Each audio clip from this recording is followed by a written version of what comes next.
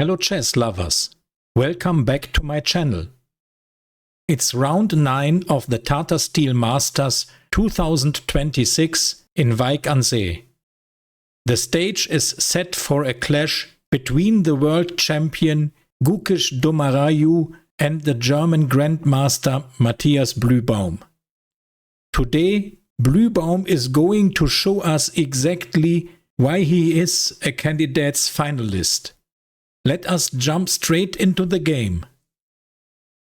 Gukesh opened the game with pawn to e4. The response of black is pawn to e5. We have now bishop to c4. Bluebaum answers with knight to f6. Now we have the Berlin defense of the bishop's opening on the board.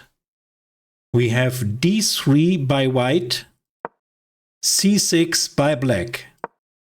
Black immediately prepares d5 to challenge the center.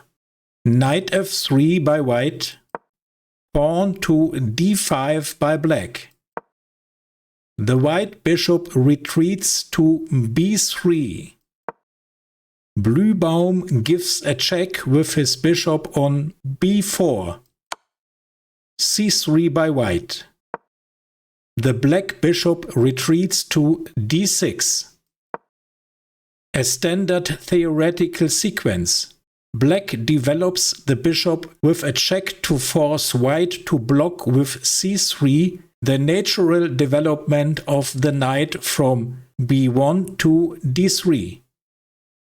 White captures now on d5 and black recaptures with the c-pawn. Kingside castling by white and kingside castling by black. Gukesh moves his bishop to g5 to pin the knight. We have bishop to e6 by black. Pawn moves to c4. Gukesh strikes at the center. He wants to force black to make a decision about the d5 pawn. We have d4 by black. Gukesh plays knight from b to d2 and the black knight moves from b to d7.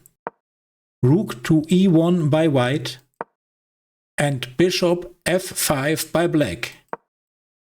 The bishop on f5 puts pressure on d3. Bluebaum develops perfectly, and with that move we reach a completely new position, with equal chances for both players. Knight to e4 now, and black captures the knight. Black cannot accept the white knight on that square and has to capture. White recaptures with the rook, h6 by black, and the bishop captures on f6. White recaptures with the queen, and the rook retreats to e1. Now we have knight to c5, bishop c2 by white, a5 by black. Bluebaum secures the knight on c5 and prevents the b4 expansion from white. Knight to d2 by white, bishop c7, b3 now by white, queen to d6. Black sets up a battery on the b8 to h2 diagonal. The threat of e4 or f5 is looming.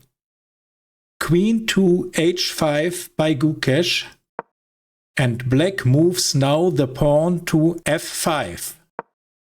Bluebaum is not afraid of white's queen. He tries to get more space for an attack. We have rook from a to d1, rook from a to e8, knight to f3, and the black queen moves to f6. Black's position is better now. Every single black piece is better than its white counterpart. a3 by white. This move is a waste of time. Now Blübaum's position is much better and he has the chance to win the game. We have knight to e6 by black. In this position is that the best move for black. The knight is coming to f4. White is now in a horrible situation because there is the threat to lose material or the queen. We have knight to d2, bishop to d6, queen to f3, rook to f7. Blübaum defends b7 first, but it would have been better if he had instead used his bishop to capture the pawn on a3. Now the white pawn moves from c4 to c5. Gukesh tried to break out with a pawn sacrifice to gain some more activity for his pieces. Black captures with his bishop. And the response of white is knight to c4. White attacks e5 and a5. The better move in this position was to play queen to d5. Pawn to e4 by black. Matthias Blübaum plays the move of the game. Now he blows the center open. If the d-pawn captures on e4, then knight to g5 follows, and white's position collapses. Gukesh captures, and the knight moves to g5.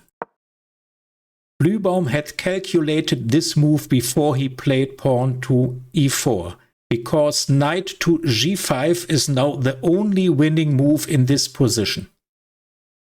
Gukesh knows that his position is bad and he tried to exchange the queens. So he played queen captures on f5. Queen to e7 now by black. Black ignores the queen and prepares a deadly sequence. Queen to g6 by white. Gukesh is under immense pressure and finally cracks. This move allows a nice finishing blow. We have pawn to d3. Devastating. It opens the diagonal for the bishop on c5 and attacks the bishop on c2.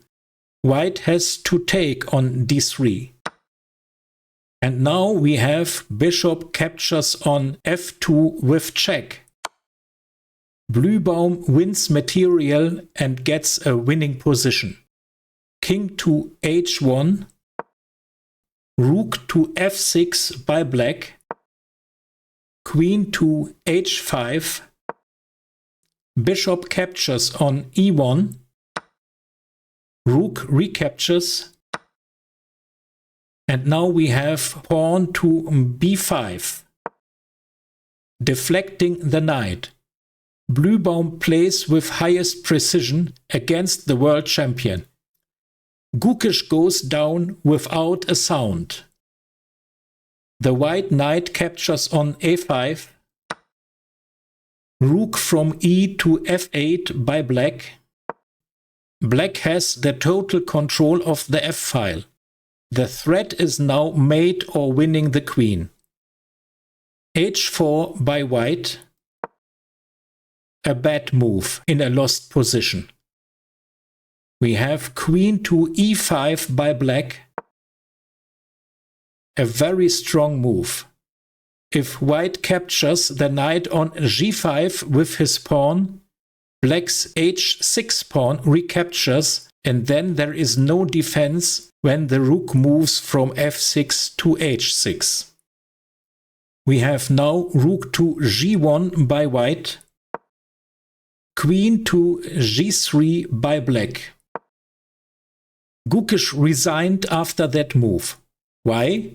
For example, if the pawn captures on g5, then we have rook to f4, and there is no defense against rook h4 check and mate. Sensational how Matthias Blübaum played.